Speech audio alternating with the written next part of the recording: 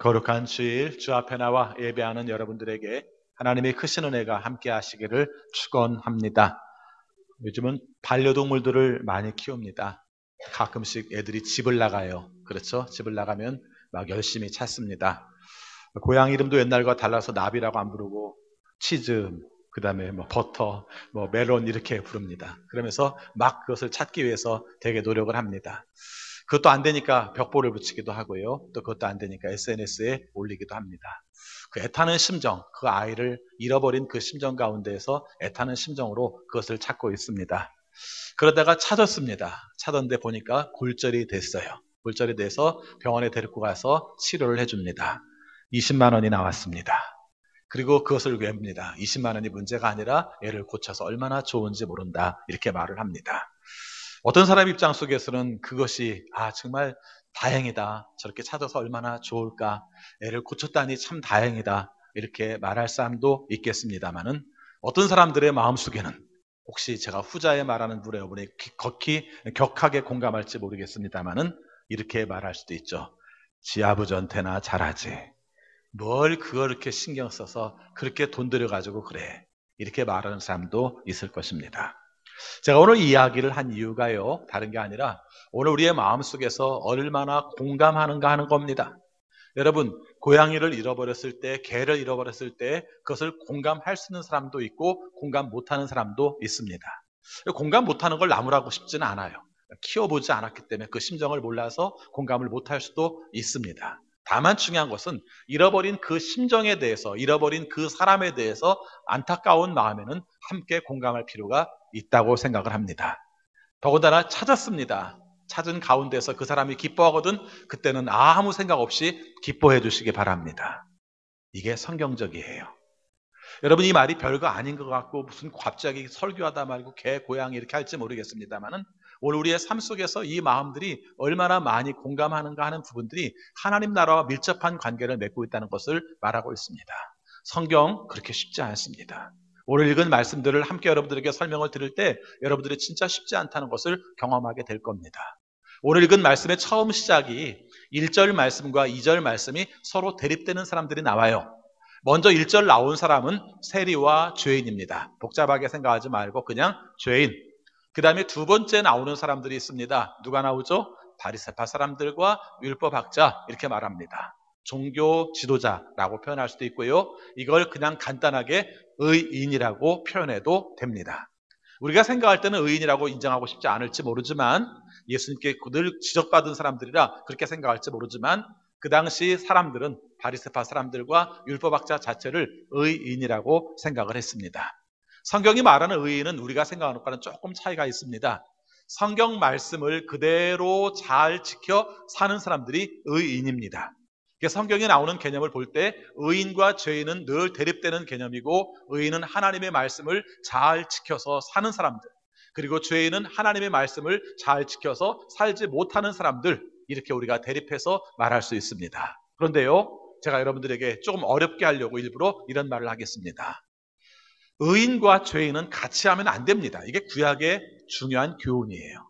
시편 1편 1절에서부터 6절까지 나온 말 중에 가장 중요한 내용이 뭐냐면은 죄인의 길에 서지 않는 게 의인의 길이라고 이야기를 합니다. 맞죠? 자, 의인은 죄인의 길에 서지 않아요. 의인이 죄인과 함께하는 순간 그는 의인이 아니에요. 그래서 의인들이 함께 모이는 공동체는 죄인이 와서도 안 되고 죄인과 함께해서도 안 된다고 생각하는 게 그 당시 통념이었습니다. 그리고 중요한 신앙의 원칙이라고 생각했습니다.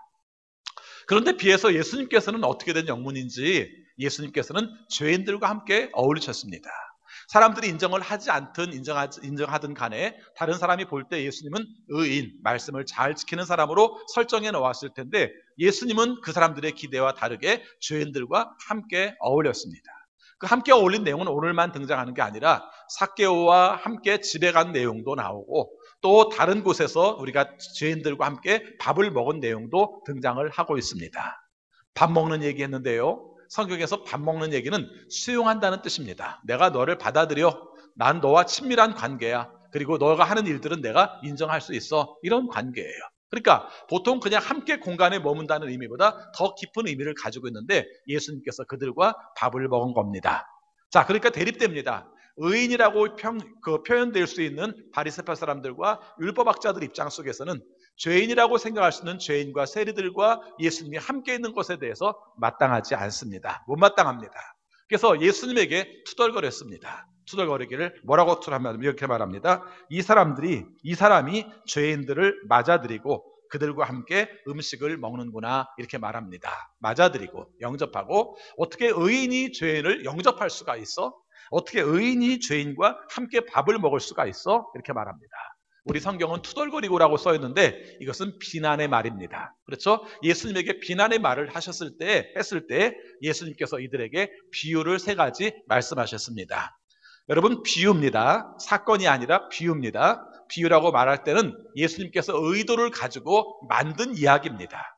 그 만든 이야기가 3개로 되어 있어요. 그래서 하나는 100마리 양 중에 1마리 양을 잃어버렸는데 그 1마리 양을 찾았을 때 얼마나 기쁜가, 이 말이 등장하고요. 그 다음에 2번째 이야기는 10드라크마가 있는데, 드라크마는 그 당시에 로마의 화폐 단위였다고 합니다. 그래서 10드라크마가 있는데 그 중에 하나를 잃어버렸다가 그것을 찾았을 때 얼마나 기뻐하겠는가.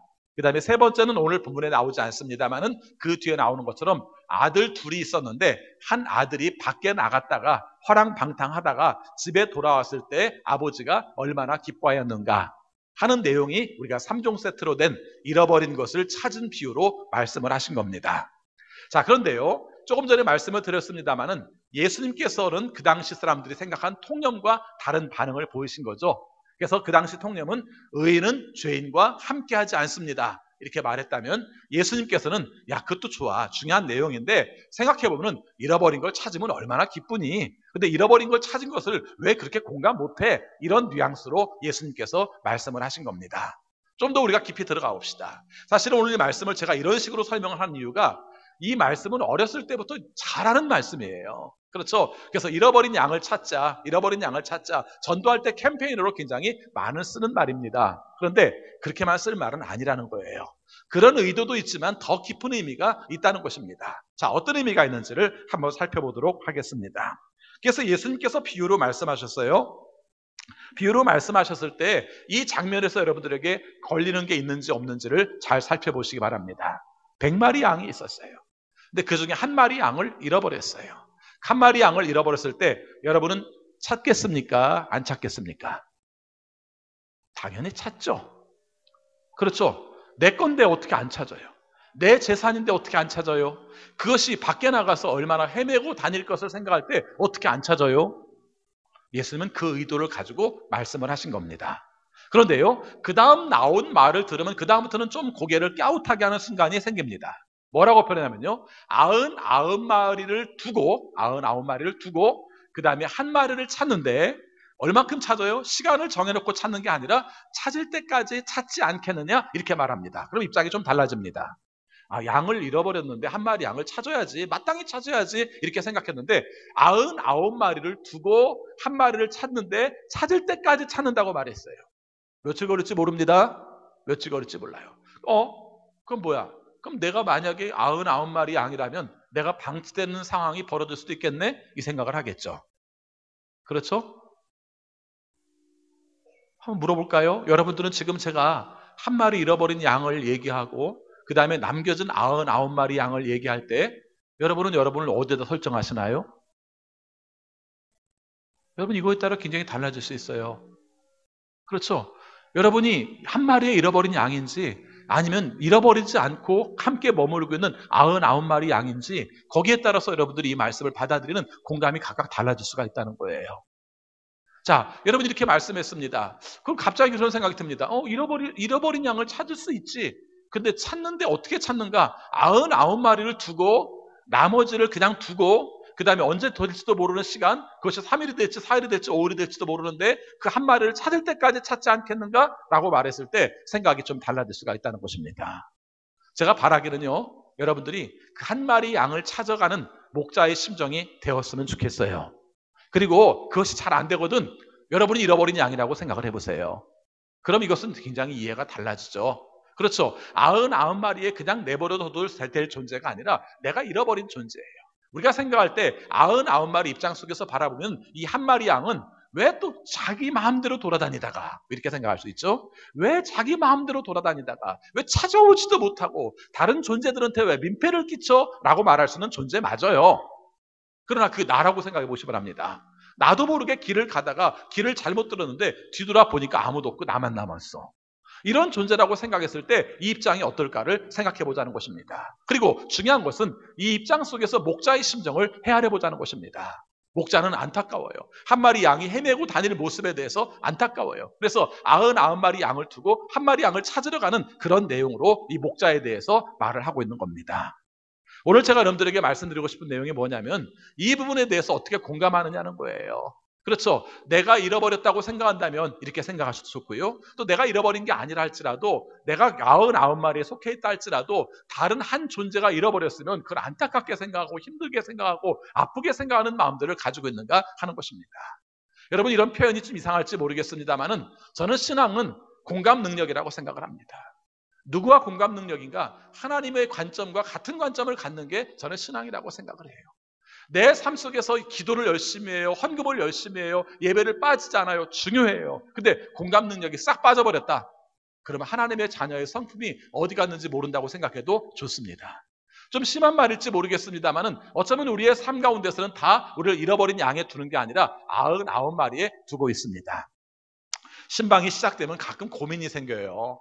어떤 고민이 생기냐면은 신방 일정 잡는 게 굉장히 우리는 쟁탈전이 벌어져요.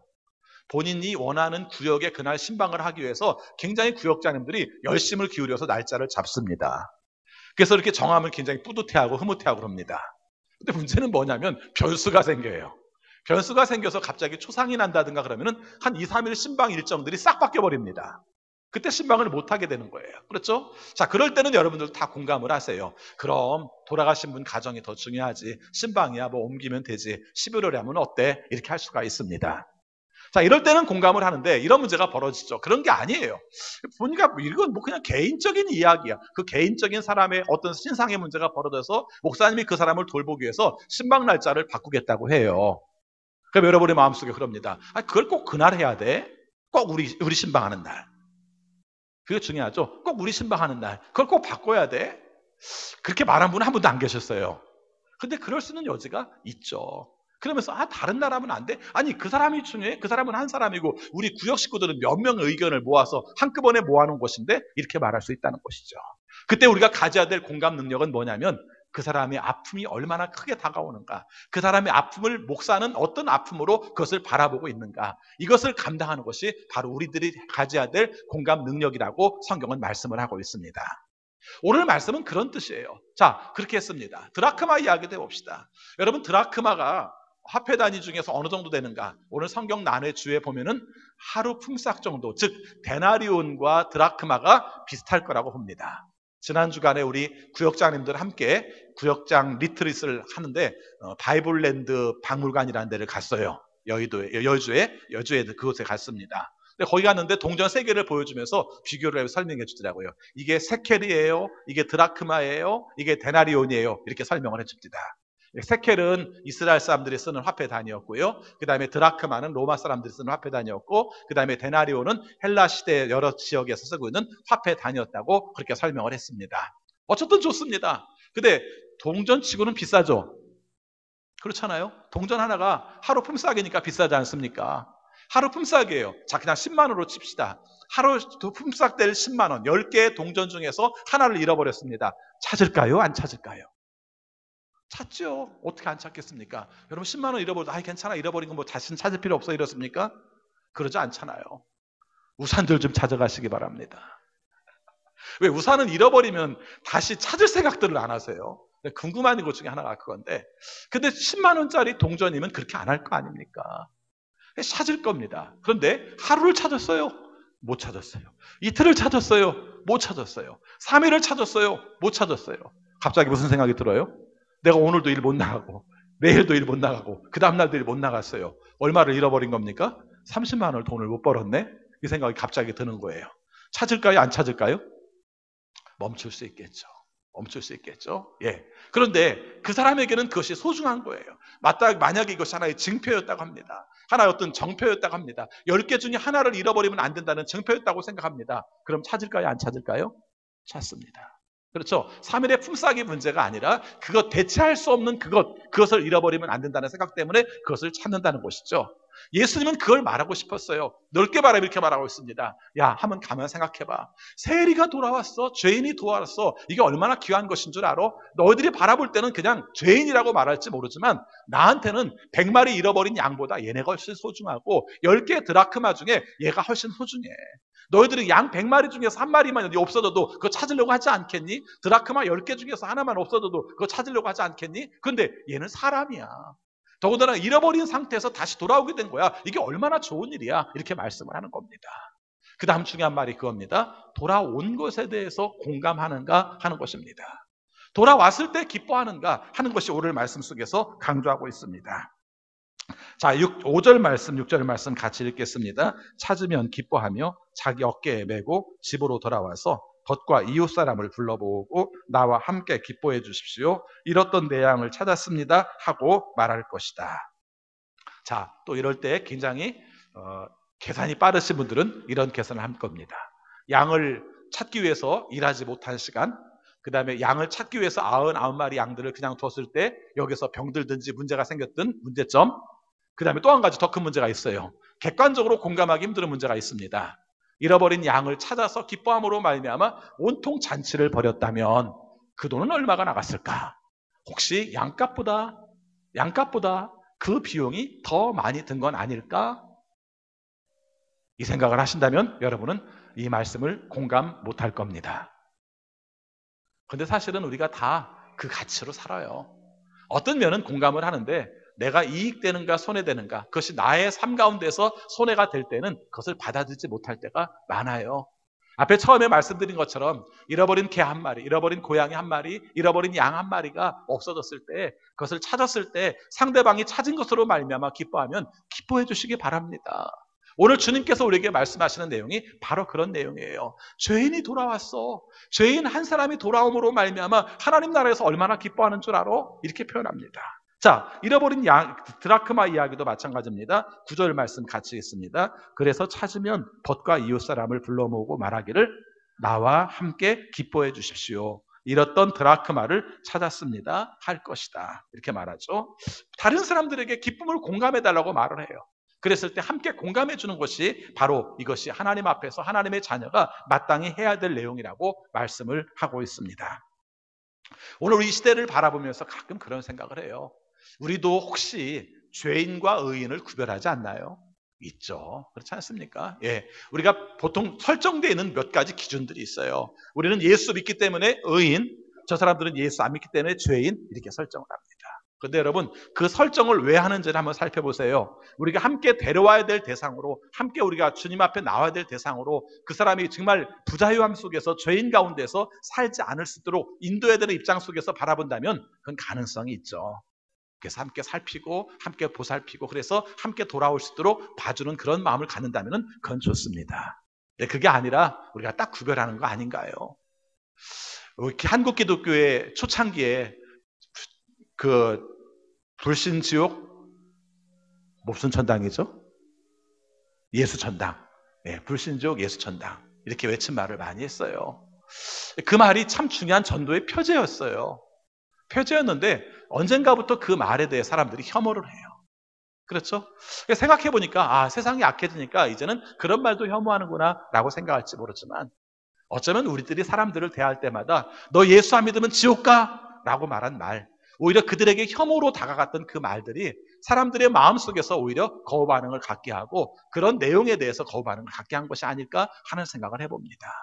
오늘 우리에게 알지 못하는 내용들, 성경적이기 때문에 이게 맞아라고 생각하는데 그런 관점 속에서 하나님이 바라보시는 수용과 그 다음에 함께 품는 이런 마음들이 사라져버린 우리들이 있다면 오늘 말씀의 독자는 마땅히 우리가 되어야 할 것입니다. 오늘 말씀의 결론이 이렇게 나와요. 여러분 7절 말씀 보겠습니다. 7절 같이 읽습니다. 내가 너희에게 말한다. 이와 같이 하늘에서는 회개할 필요가 없는 의인 99보다 회개하는 죄인 한 사람을 두고 더 기뻐할 것이다. 여러분 이 말씀은 진짜 곰곰이 묵상을 해보셔야 돼요.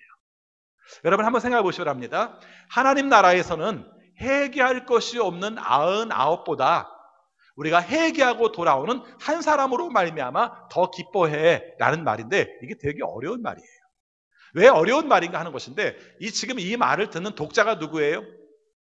이 말을 듣는 독자가 누굽니까? 바리새파 사람과 율법학자예요. 그렇죠? 자, 그러면은 거기다가 우리가 대입시켜서 얘기를 해야 됩니다. 바리새파 사람과 율법학자를 두고 예수님은 어떤 사람이라고 말했어요? 잃어버린 양으로 얘기했습니까? 아니면은 회개할 것 없는 의인 99으로 얘기했습니까? 회개할 것 없는 의인 9으로 얘기한 겁니다. 그래, 너희 의인 맞아. 너 의인 맞아. 회개할 것 없지? 그런데 하나님 나라에서는 너로 말미암아 기뻐하지 않아. 이렇게 말한 거예요. 여러분, 여러분이 이 말 들으면 기분 좋겠어요?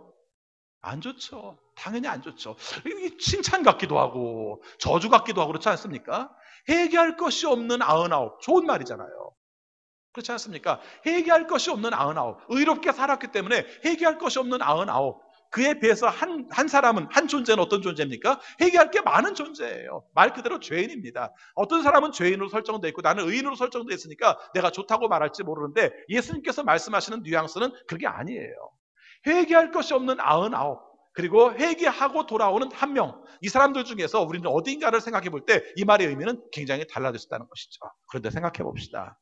회개할 것 없는 인간이 있어요? 그럼 이 말은 이렇게 바뀔 수도 있죠. 회개할 것이 없다고 생각하는 인간 99. 이렇게 될 수 있겠죠? 회개할 것이 없다고 생각하는 99. 그래서 회개를 해야 되는 그 존재를 바라면서 죄인으로밖에 보이지 않는 99. 이 존재는 하나님 나라에서 기뻐할 이유가 하나도 없다는 것입니다. 여러분 생각해보면 우리 중에서 회개하지 않아도 되는 사람이 어디 있어요? 우리의 삶의 존재가 주님께로 돌아가는 것을, 끊임없이 돌아가는 것을 우리가 추구하며 살아갈 수밖에 없잖아요. 부족하기 때문에. 그런데 이 문제보다 더 심각한 것은 우리가 그런 마음을 갖기 때문에 긍휼히 여기는 마음이 없는 것이고 상대방을 헤아리는 마음이 없는 것이고 상대방을 수용하는 마음이 없는 것에 대한 지적의 내용으로 말씀하고 있는 겁니다. 저는 지금 우리가 살고 있는 이 시대를 어떻게 규정지어야 될지, 우리가 살고 있는 이 시대를 도대체 어떻게 고쳐가야 될지 참 고민이 많아요. 여러 가지 사안들이 벌어질 때마다 편가르는 걸 보면은 도대체 이 사람들이 무슨 생각들을 가지고 일어나 이런 생각들을 많이 해요. 그렇죠? 우리가 얼마나 아나요? 저는 여기서 시작합니다. 우리가 얼마나 아나요? 우리가 아는 것이 얼마나 정확한가요? 그걸 잘 알지도 못하고 우리가 살아온 삶 속에서 속아서 살아온 내용들이 얼마나 많은데 그렇게 사람들을 공격하고 잘못됐다고 지적하고 그렇게 말을 하나요? 저 사람 분명히 말을 안 듣다가 길에서 벗어났을 거야. 그러니까 잃은 양이 돼버렸지. 이렇게 말할지 모르고. 그 동전도 그래. 10개 같이 뭉쳐 있어야지. 왜 하나만 지 혼자 이렇게 떼굴떼굴 둥그러 가? 그렇게 말할 수도 없는 그런 존재들까지 그런 시각으로 바라본다면 우리의 삶 속에서 바라보는 사람에 대한 시각들도 이런 내용을 가지고 있지 않는지 하는 것입니다. 사실은 저는 이 말씀을 들으면서도 우리가 좀 답답함을 느껴요. 이 말이 우리의 삶 가운데 얼마나 효력이 있을까? 여러분의 삶 속에서 내가 싫은 사람은 죽어도 싫고 어떤 사람들을 받아들일 때 내가 받아들이기 싫은 사람들은 어떤 경우를 할지라도 받아들일 수 없다고 생각하는 그런 마음들을 가지고 있다면 이 말씀은 그냥 공중에 떠도는 그런 소리와 같을 것입니다. 제가 예를 들어서 말씀을 드릴게요. 우리가 가을에 전도 축제할 때마다 이 말씀과 연결시키는데 가끔 이런 얘기를 합니다.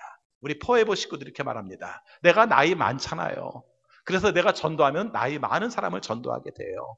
근데 우리 교회에서 나이 많은 사람들을 잘 돌봐드리는데 그래서 이 사람이 오면 좋을 거라는 걸 알아요. 그런데 젊은 사람들이 얼마나 힘들까 생각하면은 전도하기가 꺼려져요. 그렇게 말을 합니다. 그런 말 할 수 있죠. 젊은 분이 그 얘기를 한 게 아니라 연세 드신 분이 그런 말을 한 거죠. 그래서 연세 드신 분이 점점 많아지면 교회가 전체적으로 노쇠하고 이랬기 때문에 약해지고 그래서 젊은 사람들이 오히려 침이 많이 되지 않겠는가 하는 겁니다. 제가 한 가지 장담하는 게 있습니다. 제가 밖에 나가서요. 우리 교회는 젊은 사람들이 많아요 얘기 안 합니다. 제가 보면요. 우리 교회가 젊은 사람들이 많은 편이에요. 근데 제가 그 말을 안 합니다. 그럼 연세 드신 분들은 뭡니까? 한 영혼이에요. 나이가 많든지 나이가 적든지 한 영혼이에요. 그리고 그분에게 말씀을 그렇게 합니다. 그렇게 생각하지 마세요. 그래서 더 교회에 오셔야죠. 누가 먼저 갈지는 모르지만 그래도 나이가 많으면 하나님 나라 먼저 갈지도 모르잖아요. 그래서 들을 수 있는 시간이 짧을지도 모르잖아요. 그래서 그분이 와서 말씀을 들을 수 있도록 하는 게 그게 옳지요. 그래서 그 사람이 신앙생활 할 수 있도록 하는 게 옳지요. 이렇게 말을 합니다. 그럼 끄떡끄떡합니다. 자, 이런 경우는 그래도 약갑니다. 이런 경우도 있습니다. 어떤 분이 전도를 해오셨습니다. 전도를 해오셨는데 그분이 보니까 동네에서 아주 소문이 파다한 굉장히 복잡한 사람입니다. 그렇죠? 그 사람이 오는 곳에 늘 분열의 문제가 생깁니다. 그 사람이 오는 곳에 사람들과의 갈등이 생깁니다. 이런 걸 아는데 다른 사람이 전도를 한 겁니다. 그러니까 아는 입장 속에서 걱정이 되는 거예요. 목사님, 저 사람이 오면 우리 교회 굉장히 시끄러워져요. 저 사람이 있는 곳에, 끼는 곳에 늘 복잡하지 않았던 적이 없었어요. 늘 말을 많이 듣게 되는데 저 사람으로 말미암아 교회 평판이 안 좋아질 거예요. 이렇게 말을 합니다. 참 복잡하죠. 그런 얘기하면. 그렇죠? 복잡하죠. 네, 그때마다 그렇게 말합니다. 왜 예수님을 안 믿으세요? 제가 그래요. 왜 예수님을 안 믿으세요? 이게 무슨 말인 줄 압니까? 예수님을 믿는다는 게 무슨 말인 줄 아세요? 예수님을 믿는다는 것은 변화된다는 것입니다. 정말 우리가 죄인이었고 복잡한 사람이었고 분열을 일으키는 사람이었지만 예수 그리스도를 믿음으로 말미암아 우리의 삶들이 일치되고 사람들을 수용하고 다른 사람들과 더불어서 화합하는 삶들을 살아갈 수 있다는 게 우리의 믿음이에요. 그럼 이렇게 말합니다. 그 말이 무서워요. 사람이 잘 안 변해요. 그럼 저는 어떻게 해야 됩니까? 그렇죠? 어떻게 해야 됩니까? 알아요. 그 말이 어떤 뜻인지. 사람이 잘 안 변하잖아요. 나만 봐도 잘 안 변하잖아요. 그러니까 그 사람이 와도 잘 안 변할 거라고 생각하잖아요. 그럼 교회 존재 이유가 뭡니까? 내가 하나님 앞에 예배를 드리고 하나님과의 관계 속에서 우리가 행복하게 사는 것, 거기서만 멈춰 산다면 오늘 말씀은 우리에게 필요 없습니다.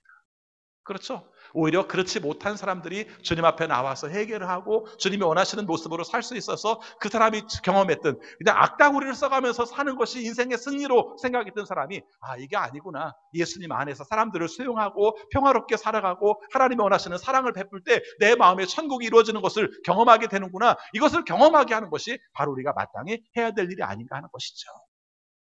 오늘 말씀을 정리합니다. 오늘 말씀 결코 쉬운 말씀 아닙니다. 그러나 한 가지 분명한 것은 최소한 이 부분까지는 하시기 바랍니다. 잃어버린 양을 보거든 안타까워하시기 바랍니다. 저를 구해야 되는데 저 존재가 하나님 앞에 나와야 되는데 그리고 잃어버린 양을 찾아서 잃어버린 양을 찾게 되거든 기뻐하시기 바랍니다. 특별히 그 목자를 바라보면서 함께 기뻐해 주세요. 그렇죠? 정말 좋으시겠어요. 잃어버린 양을 찾아서 좋으시겠어요. 나도 함께 그 돌아온 것을 기뻐해야 되는데 거기까지는 아닐지 모르지만 당신이 그걸 찾은 것으로 말미암아 나는 기뻐합니다. 여기까지는 우리가 할 수 있어야 되죠. 하나님 나라에 대해서 여러 가지 표현할 수 있습니다만 저는 공감 능력이라고 생각해요. 그렇죠? 하나님께서 공감하시는 부분에 나도 공감하는 거예요. 하나님께서 그 어린 양을 좋게 여기고 잃어버린 것을 찾는다면 그것으로 말미암아 나도 공감할 수 있다면 여러분의 마음속에도 여러분의 삶 가운데서도 하나님의 나라가 이루어지는 것을 경험할 수 있을 것입니다. 오늘 우리가 살면서 진정으로 주께서 원하시는 뜻을 따라 살 때 다른 사람을 수용할 수 있어서 받아들일 수 있어서 여러분의 마음속에 하나님 나라를 경험할 수 있는 우리 모두가 되시기를 바라겠습니다. 기도하겠습니다.